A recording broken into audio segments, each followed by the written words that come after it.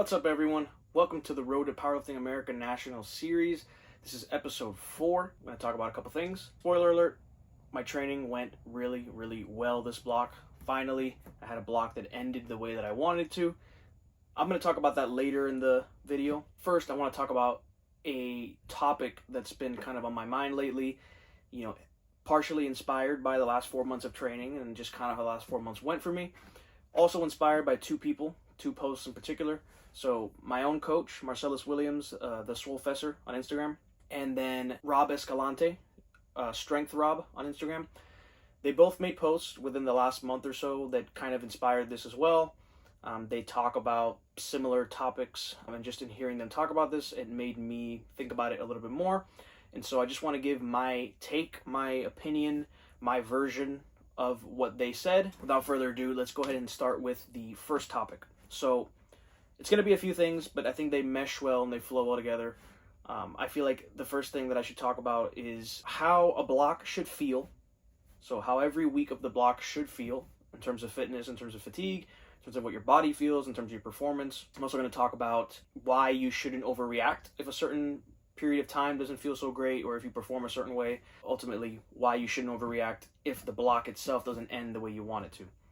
And like I said, I've had a few blocks in a row that haven't ended in the way that I've wanted them to. So let's get started. I feel like the best way to start this conversation or this explanation is to start with the explanation of how you should feel during each part of the block, right? And this is going to apply mostly to my system, the way that I coach, the way that I program.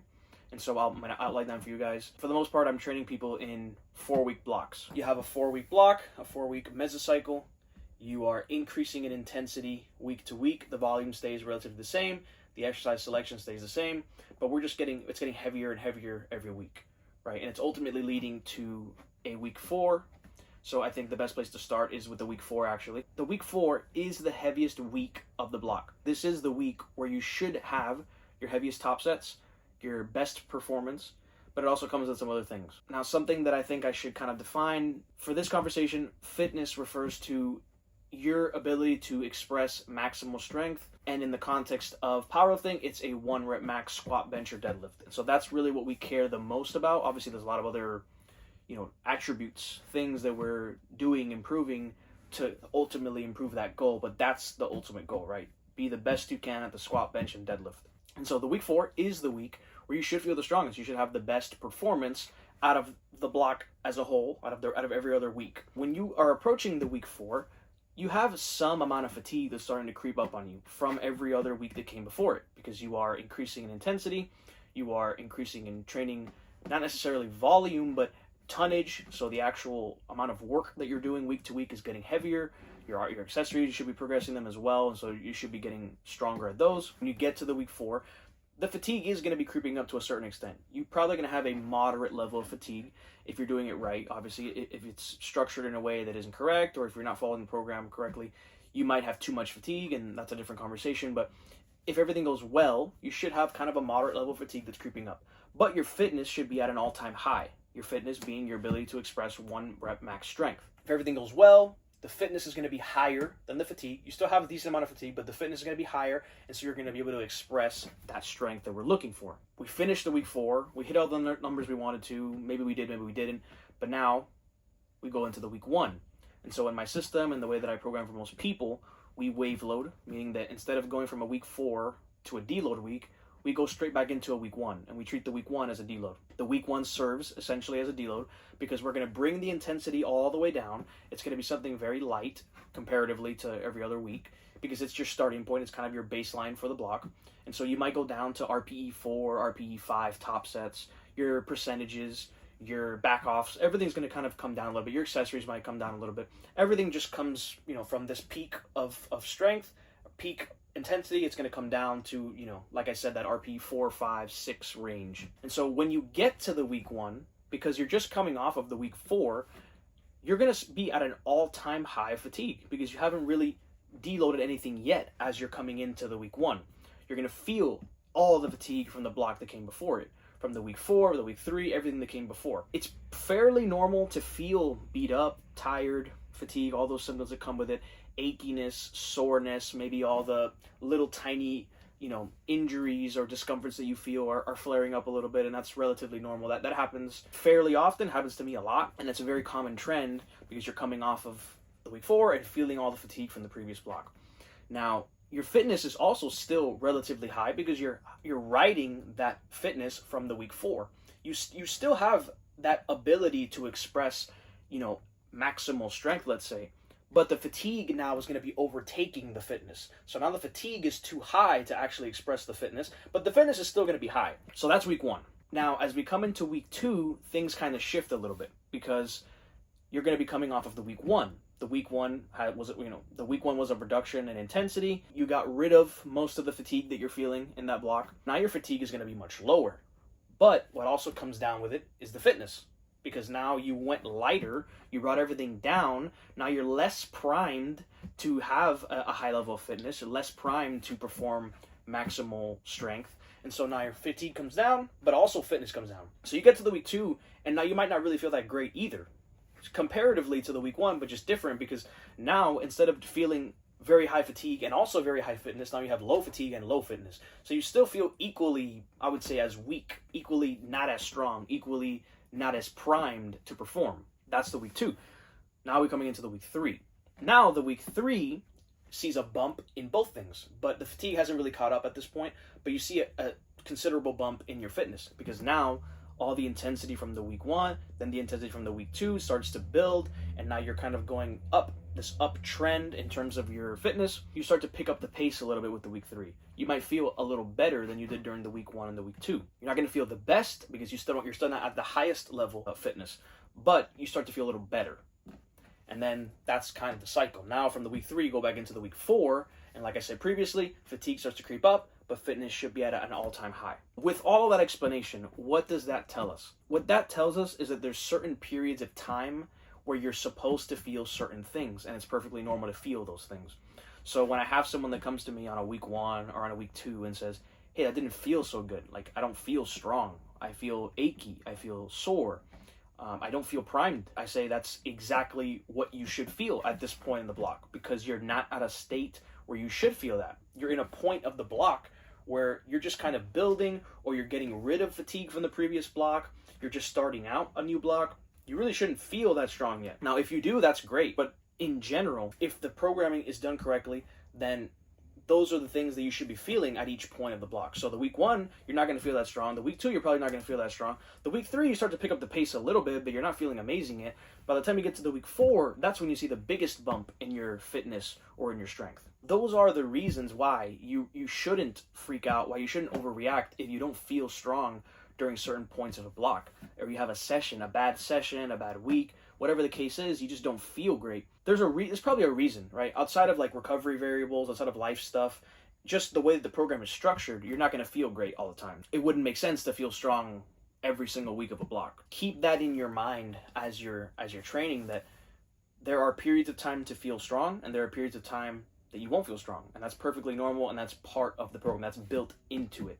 That's what allows us to be predictable and predictably strong on certain weeks, and that's why you predictably are probably going to be strong on the week 4. The next part of this discussion is talking about the week 4. Everything that I said leads to the week 4 being the strongest week. If everything is going well and it's predictable, then on the week 4 we should be strong. But what happens if we don't feel strong, or we don't show up as strong as we would like? If you don't feel strong on the week 4, you probably need to adjust your program. Like if you're consistently not showing up, there's probably something wrong, whether it's recovery, whether it's mental stuff, whether the program is just not designed correctly. Maybe you need to tweak things so that you actually feel primed when you get to the week 4. In a situation where you just show up and just have a bad day, it's hard or easy, I guess, to freak out. Easy to think that it's the end of the world, like this block was a waste of time, like I didn't get any stronger, I couldn't execute on the week 4. That's not necessarily true. The way that I try to look at it and the way that I explain to people is that you had, let's say you're training 4 to 5 times a week,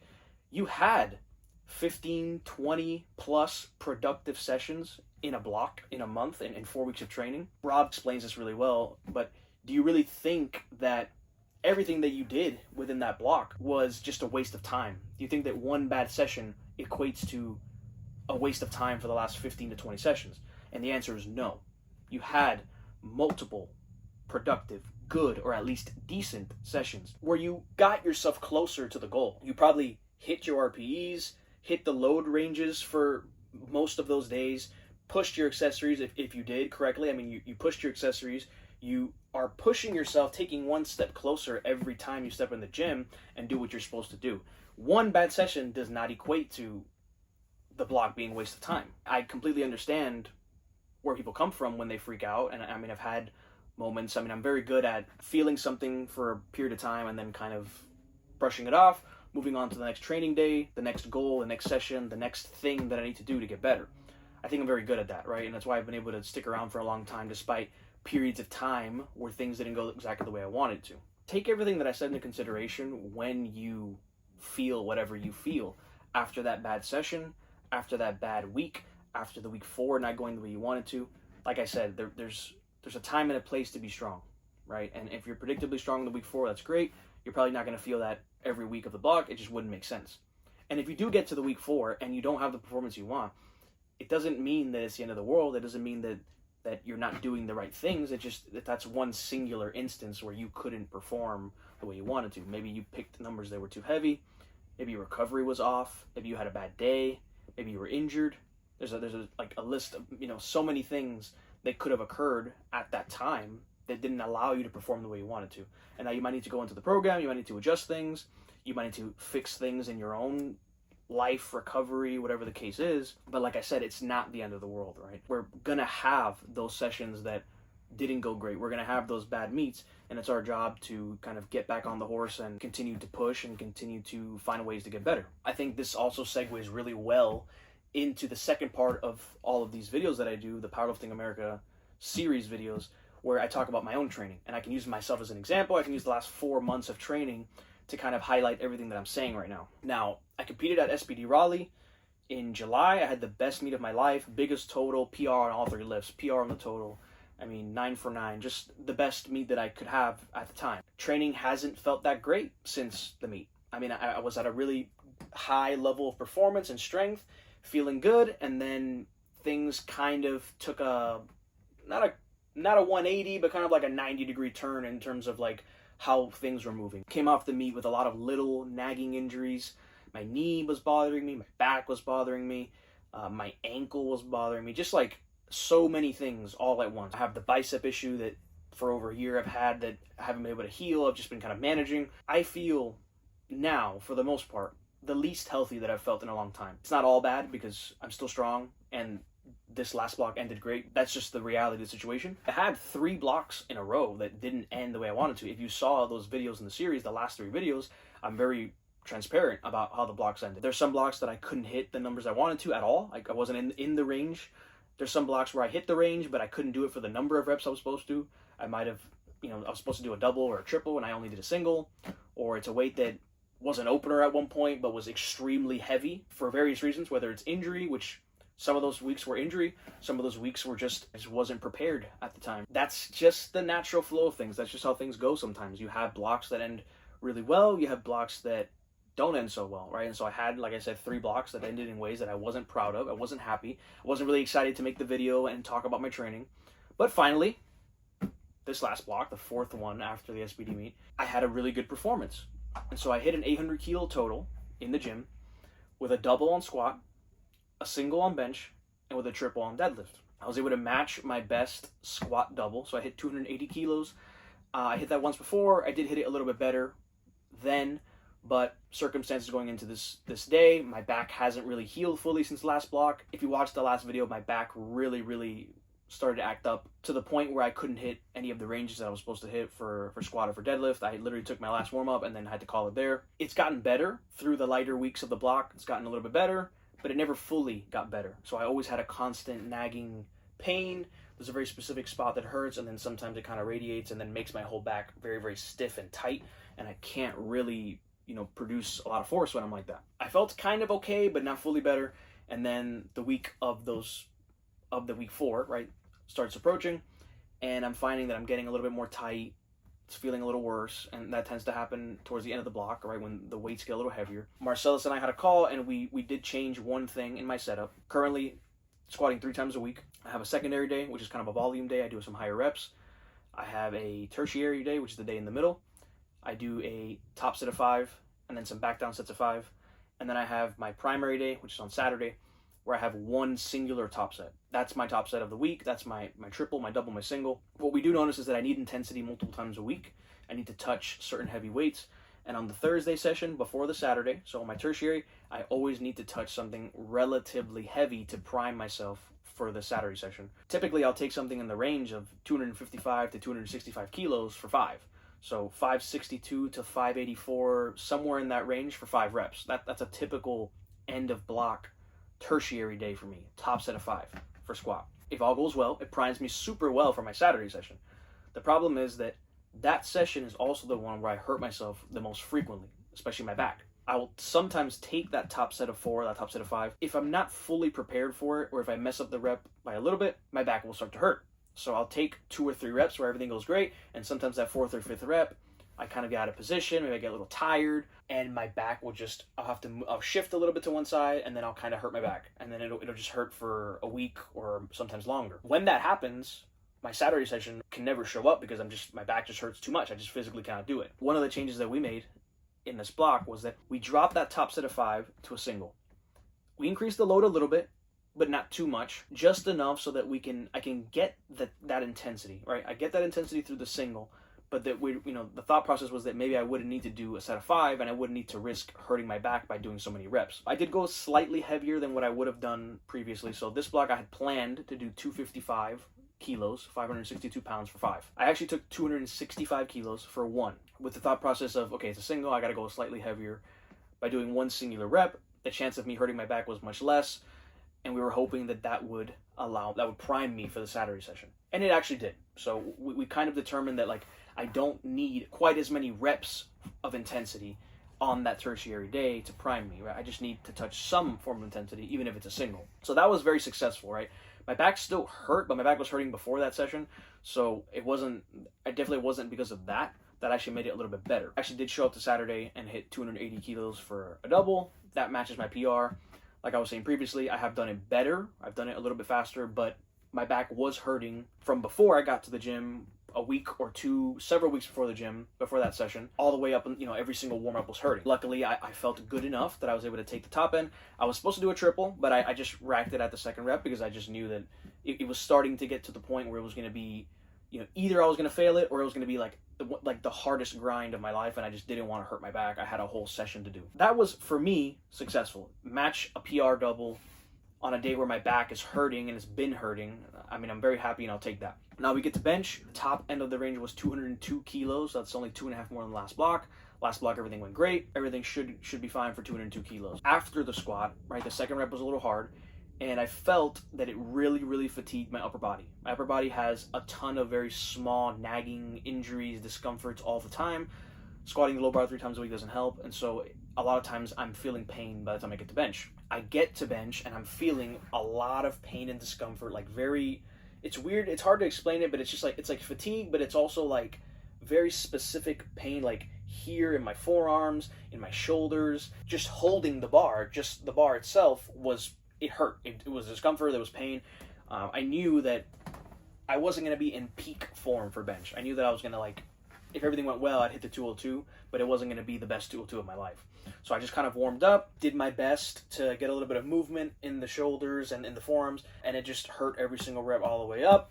And then I got to my single, and I was able to do it, luckily. I didn't pause it very well because I knew that if I did, there was probably going to be a point where the pain was going to be too much and I wasn't going to be able to fight with the rep. I actually controlled the rep a lot. So as I was pressing, I really, really controlled it to not put myself in a weird position and then not be able to fight with it, or have so much pain that I just kind of lose my force production, which can happen, has happened to me.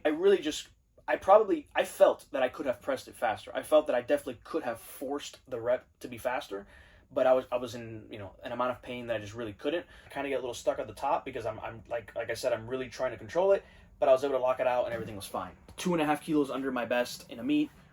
I'll take it, especially with the back, especially with all the nagging injuries that I had. I'm 2 for 3 so far, right? My squat and my bench showed up really great, and I was Really happy about that, all things considered. I got to deadlift. My actual top end of the range was actually 315 kilos, so 694 pounds. That would have been a 5 kilo PR. I went 2.5 above it because 2 reasons. One is that would have been an 800 kilo total for reps, and I thought that would be something that I would be happy with, something I thought was somewhat impressive. It would also be 700 pounds for a triple. I've never done 700 for reps. 2 kind of milestone things that I wanted to hit on the day, and so far I was feeling good enough that I thought I might have it. I do my normal warm-up. My back actually starts to get a little bit worse. I think the squat, fatigued me, and it was kind of causing the back to flare up. My back was feeling worse by the time I got to deadlifts. I did my first 1, 2, 3 warm-ups, and it was getting progressively a little bit worse. I typically take 2 reds, so 264 pounds, 4 reds, which is 485. I'll go straight to 5, so 595. That was going to be my second to last warm-up. I was going to take something else in between. I would normally take something like 295 or 300 before maybe jumping to like 317. I just felt that my back was flaring up and getting worse with every rep, and I knew that if I took that additional warm-up, it was actually going to be worse for me, so I just decided I'm going to go straight to the top set. I think I should have it. Here's where some strategy comes in, but I did the first rep mixed grip, which is my normal competition grip. I knew previously that if I had attempted to do all three reps mixed, there's a very good chance that my back was going to hurt too much, or that I was going to be focused on the grip, because grip has been an issue in the past. Hasn't been an issue for a long time, but I do have to think about it, and I really got to focus on it so that my grip doesn't slip, especially when I'm doing such a heavy weight for multiple reps. And so my thought process was take the first rep mixed so that it's like you secure the first rep and you use your grip, you train the grip, you show that you are capable of lifting this weight on this day, but then you do the second and third rep with straps. That way I can kind of focus on my back, focus on my position, not have to worry about the grip at all, and still execute the 3 reps. And it worked out perfectly. So I did the first rep mixed, second and third rep with straps. I was able to pull the triple, PR triple. My back got a little bit worse after that, but not too terrible. I was able to finish my workout. Essentially, that was the end of the block, right? The 800 kilo for reps. First block where ultimately I'm happy with the entirety of the block. The first 3 blocks, everything was fine for the first 3 weeks, and then the week 4 would end in a way that I wasn't happy with. But this block, finally, I was able to express some strength, even under conditions where I actually feel I'm the least healthy I've been in a very, very long time. Between all the injuries that I've outlined in the video, previously, there's just a lot of things. And so Marcellus and I talked, and we're adjusting some other stuff to try to get me a little bit healthier, feeling a little better. It's very encouraging to be at such a high level of performance despite having so many pains and injuries and discomforts. That's basically the video, right? So we talked about the informational topic at the beginning of the video, where I went over how a block should feel, why you shouldn't freak out about how you're feeling during certain parts of the block, and ultimately, if your week 4 doesn't end up the way you want, why you shouldn't freak out about that either. And then I obviously went over my block, right? The successful end of block, the week 4 primary SBD, 800 kilo total for reps. And so thank you guys for watching. Please subscribe to the video. Please follow me on Instagram. Until next time, stay locked and loaded.